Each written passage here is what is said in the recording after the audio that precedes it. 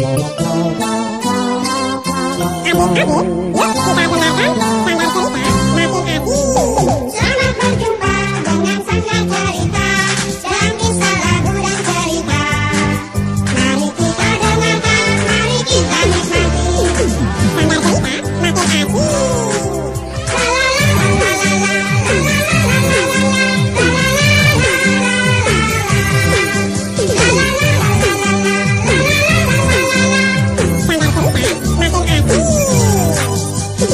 Adik-adik yang manis, selamat berjumpa lagi dengan Sanggar Cerita.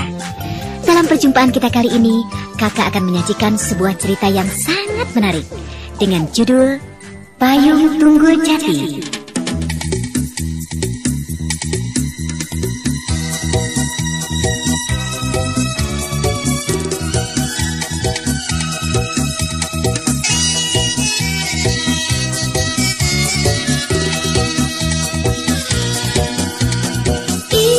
Kisah seorang putri, namanya Racayu Kamasari. Ia tiada merasa bahagia hidup di dalam istana adik. Ketika pada suatu malam ia duduk seorang diri, nikmati harumnya sedap malam. Tiba-tiba datang seorang peri, puteri raja, diminta pergi masuk ke hutan warna kumala. Hati kecewa tiada terperi, sang putri ternyata diperdaya. Karena menolak jadi istri, anak peri nama si Bangga. Putri dipenjara oleh sang peri, hilang bahagia jadi sengsara.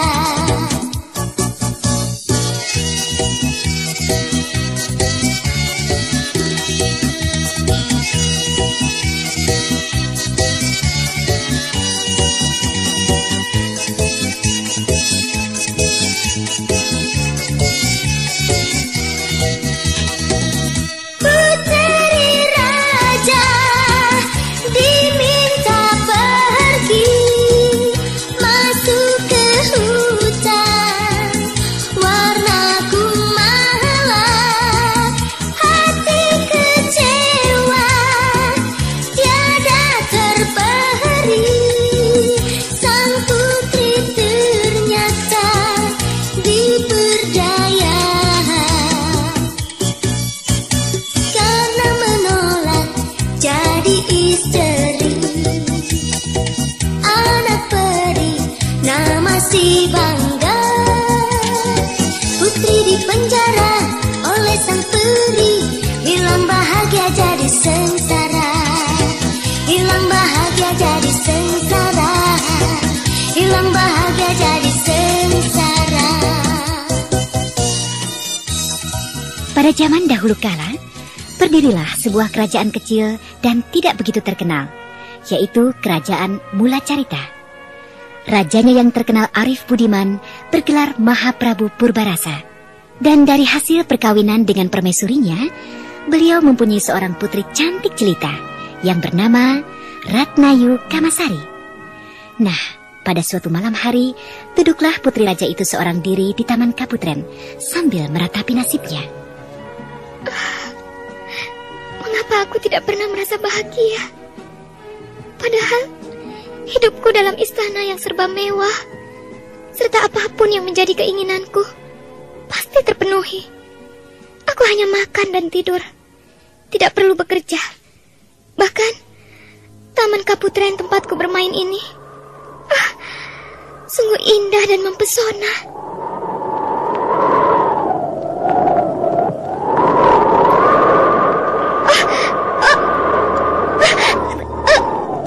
Apa ini? Angin bertiup semakin kencang.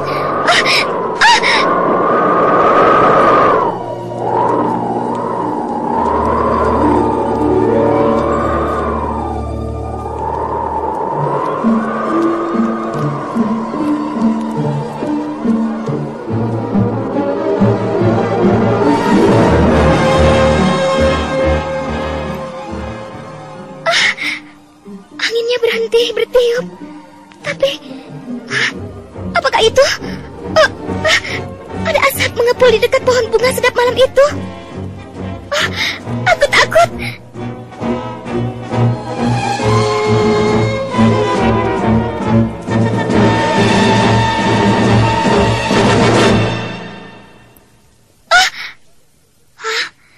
Putri cantik.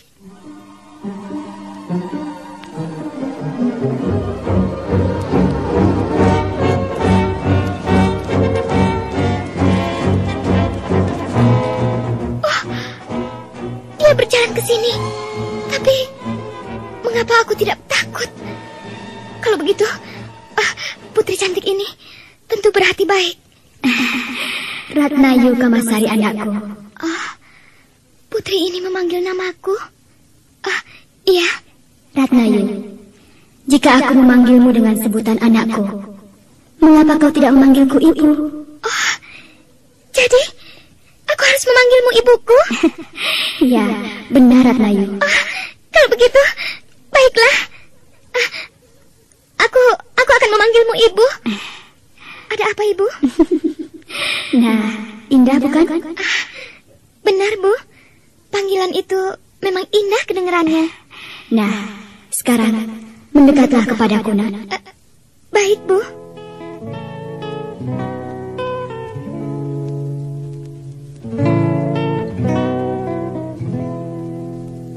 Ibu? Ya? Bolehkah aku menyentuhmu, Ibu? Boleh saja, Nak. Tapi kau tidak mungkin bisa menyentuhku, karena ibu adalah seorang peri. Sayang sekali, Ibu. Padahal aku ingin sekali menyentuh ibuku yang cantik dan baik hati. Ya, terimalah saja kenyataan ini, Nak. Maksud Ibu? Ya, kenyataan bahwa ibumu adalah peri dan kau seorang manusia. Baiklah, Ibu. Lalu, apakah maksud kedatangan Ibu? Maksud kedatangan ibu hanya untuk menolongmu, anakku. Menolongku? Iya, menolongmu. Kalau begitu, Ibu pasti tahu perasaan hatiku. Iya, tentu saja, anakku. Ibu.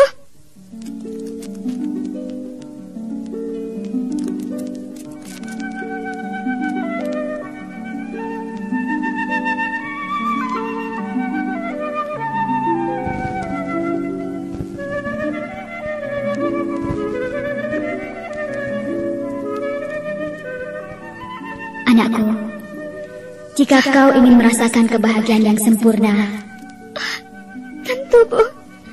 Aku ingin merasakan kebahagiaan yang sempurna, Bu. Tenangkan hatimu, anakku.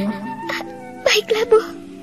Ketahuilah, anakku, bahwa kebahagiaan yang sempurna tidak mungkin kau dapatkan di dalam istana tempat tinggalmu. Lalu, di mana harus kucari, Bu? Untuk sementara waktu, tinggalkanlah istana dan taman kaputrenmu. Iya, Bu. Lalu, pergilah kau ke sebuah hutan yang bernama Wanakumala. Wanakumala? Benar. Tapi kau harus pergi seorang diri, anakku. Tapi, aku takut, Bu. Dan Rama Prabu pasti tidak mengizinkan aku pergi ke hutan seorang diri. Kau tidak boleh takut, anakku. Jika kau benar-benar berkeinginan untuk mendapatkan kebahagiaan, kau harus menjadi seorang pemberani. Baiklah, Bu. Aku berjanji akan menjadi seorang pemberani. Bagus.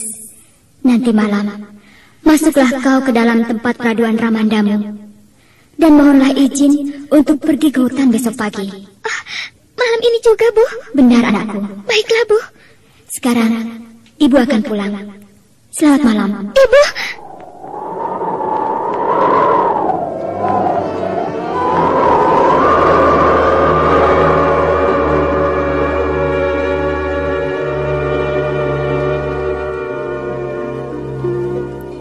Maka Setelah peri itu menghilang, Ratnayu Kamasari pun segera meninggalkan Taman Kaputren dan langsung memasuki kamar tidurnya. Ketika hari sudah mulai larut malam, Ratnayu Kamasari meninggalkan kamar tidurnya untuk membangunkan ayahandanya yang sedang tidur pulas.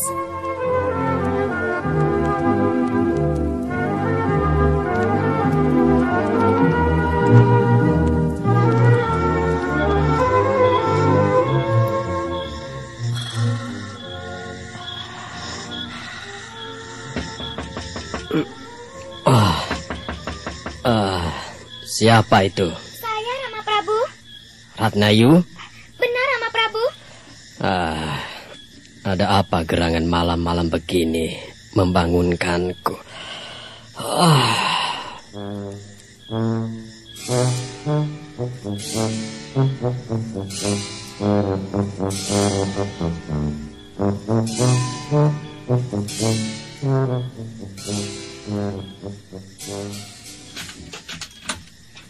Aduh, ada apa gerangan? Ayo masuk. Apakah kau tidak bisa tidur, anakku? Benar, Rama Prabu. Apa sebabnya? Entahlah Rama Prabu. Lalu, apa maksudmu membangunkan Ramamu malam-malam begini? Rama Prabu, izinkanlah saya untuk pergi ke hutan Wanakumala besok pagi. Hah? Sudah gilakah kau? Hutan Wanakumala itu sangat berbahaya. Dan kau hendak pergi ke sana seorang diri lagi? Tidak.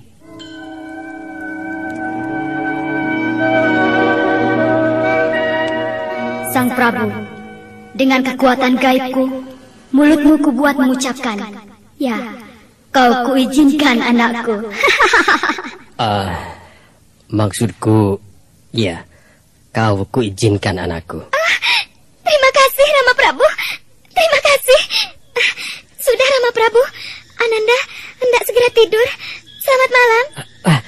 Tunggu dulu anakku. Masa anak perempuan senang pergi ke hutan? Tapi biarlah saja. Tentunya dia ingin melihat-lihat keindahan pemandangan hutan. Kapan-kapan aku juga hendak ke Wanakumala. Aduh, aku ngantuk sekali. Aku harus segera tidur lagi.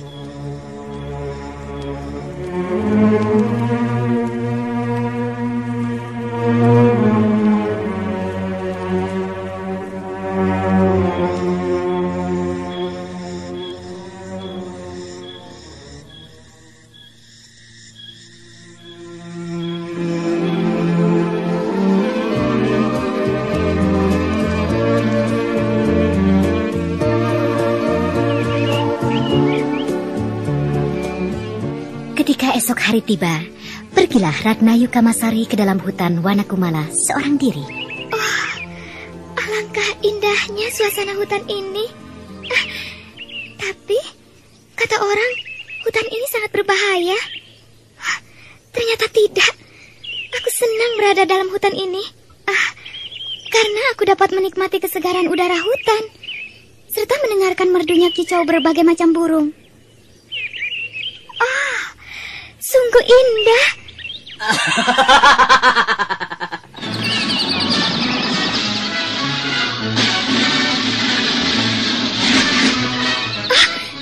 Siapakah Anda? Namaku? Iya, siapakah nama Anda? Namaku Bangga. Bangga? Benar. Dan Anda pasti yang bernama Ratnayu Kamasari, putri kerajaan Mula Carita. Iya bukan?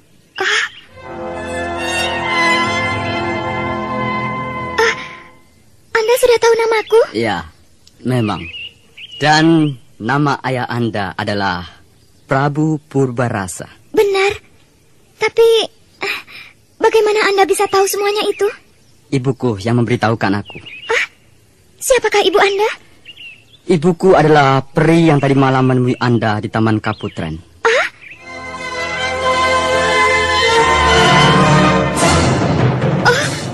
Kalau begitu... Aku memang anak peri. Tapi ayahku adalah seorang manusia seperti Anda. Ayahku adalah seorang pencari kayu di hutan ini. Ketika dia bertemu dengan ibuku, dia segera jatuh cinta. Demikian pula ibuku. Setelah mereka menjadi suami istri, lahirlah aku. Di manakah ayah Anda sekarang? Oh, Anda tidak perlu menanyakan ayahku, karena dia sudah lama mati. Anda tidak takut kepadaku, bukan? Tidak. Syukurlah. Anda pasti tidak bisa menyentuh ibuku, sebab dia adalah sebangsa jin. Bagaimana dengan Anda? Bisakah Anda aku sentuh? Tentu bisa. Cobalah, sentuhlah tubuhku. Boleh? Iya, ayo, sentuhlah.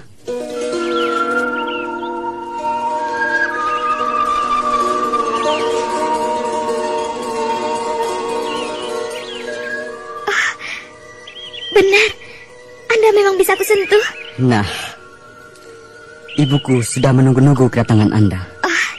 Kalau begitu, aku ingin segera bertemu dengan beliau. Mari kita ke sana.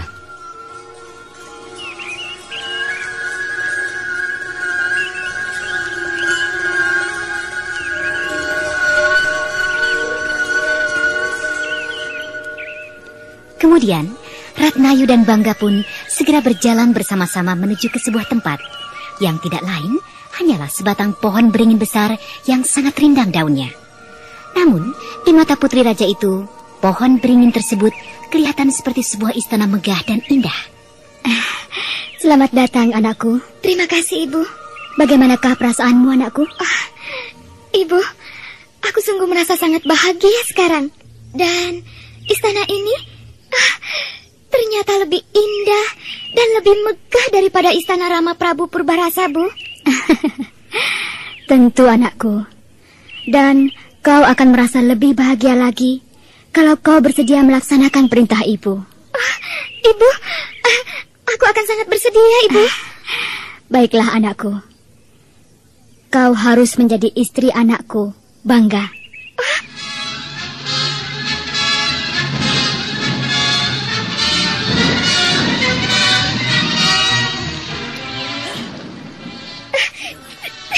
Tidak, Bu. Aku tidak mencintai Kakang Bangga. Menangislah, Ratnayu. Menangislah sepuas-puasmu. Kau memang sengaja kuperdayakan agar sampai di tempat ini karena kau akan kunikahkan dengan Bangga. Tidak, aku tidak mau. Biarkan aku pulang ke Mulacarita. Tidak mungkin. Kau tidak mungkin bisa pulang. Ternyata kau jahat. Kau kejam. Ibu, bagaimana jika putri ini tidak bersedia menjadi istriku? Kau jangan khawatir, anakku. Ratnayu akan kupaksa agar bersedia menjadi istrimu. Lalu, bagaimana cara ibu memaksa putri ini? Masukkanlah anak ini ke dalam penjara. Baik, Bu. Jangan. Lepaskan aku. Lepaskan. Mengapa aku kau masukkan ke dalam penjara?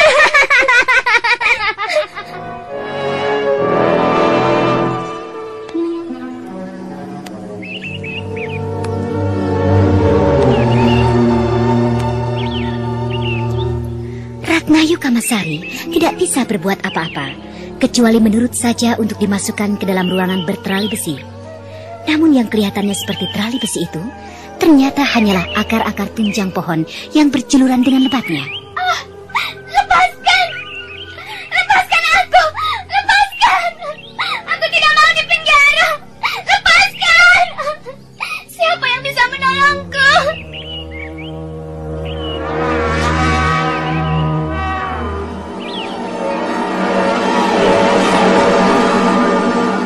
Sesudah 7 hari 7 malam, barulah Baginda Raja beserta Permaisuri menyadari bahwa putri tunggal mereka telah hilang.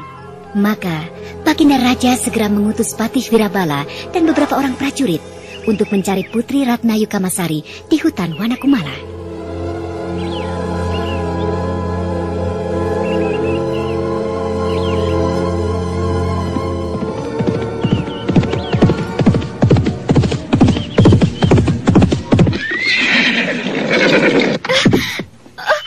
Itu Wapati Wirabala. Wapati! Wapati!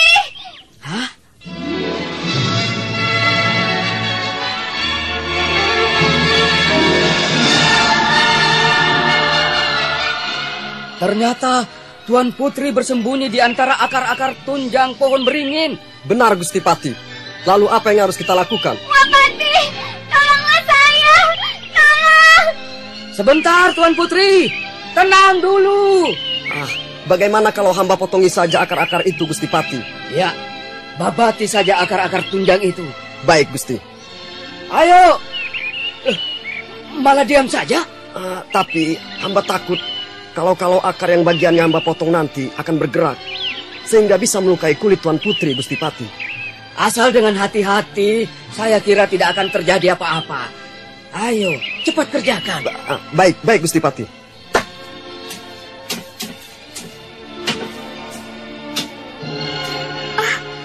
Aneh sekali. Mengapa terali-terali besi itu tidak berdentang terkena pedang?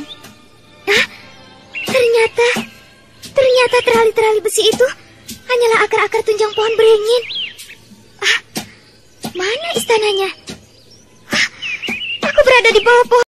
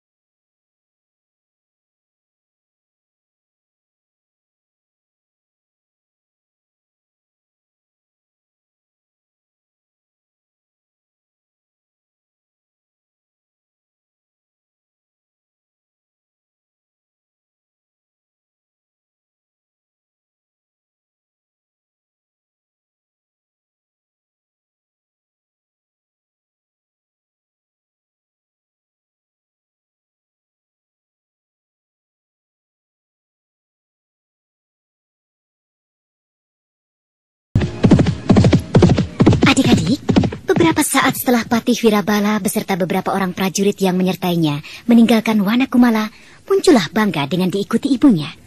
Ibu, Ratnayu dilarikan orang, Ibu. Ya, dia telah dibawa Patih Wirabala kembali ke istana. Kalau begitu, biar ku kejar saja mereka, Ibu. Jangan, anakku. Berbahaya. Ya, kau harus terima kenyataan ini, bahwa Ratnayu Kamasari bukanlah jodohmu. Baiklah, Ibu. Aku bersedia menerima kenyataan ini. Kau memang anakku yang baik.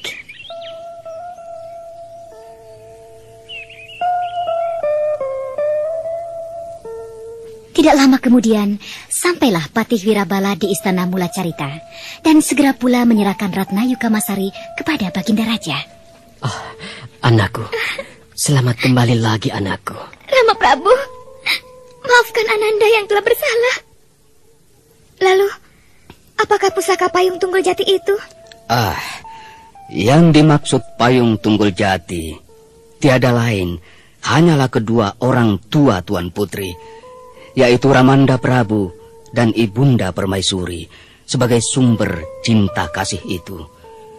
Kenikmatan cinta kasih mereka hanya dapat dirasakan dengan cara menanggapinya melalui kesediaan bekerja, dan bukannya dengan cara pergi ke hutan Wanakumala yang dihuni seorang pri dengan segala kepalsuan dan tipu dayanya. Anakku, patuhilah nasihat Kakang Patih Wirabala ini, karena beliau tidaklah berbeda dengan Ramamu sendiri. Beliau adalah kakak kandung Ramamu, sehingga beliau adalah juga orang tuamu.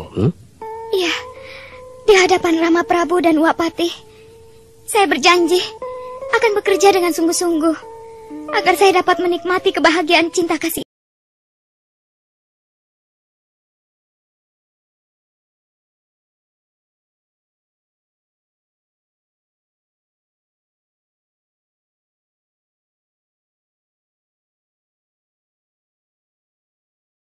adik-adik manis, sesudah mendengarkan kisah Ratna Yukamasari, kakak yakin bahwa adik-adik yang tidak pernah bekerja di rumah tentu akan mulai bekerja dengan rajin, agar adik-adik dapat menikmati kasih sayang kedua orang tua adik-adik dan tidak merasa jemu serta bosan berada di rumah. Selamat mencoba dan sampai jumpa. Selamat berpisah dengan sanggar cerita dan kisah lagu dan cerita.